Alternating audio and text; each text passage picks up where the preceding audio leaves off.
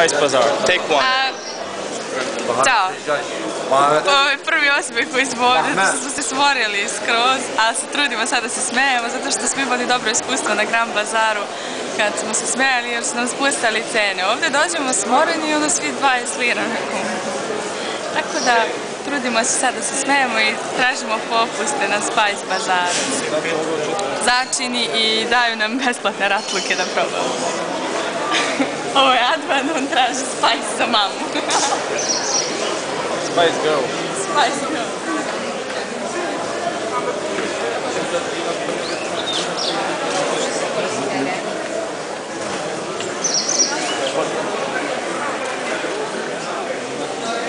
Ajmo na Grand.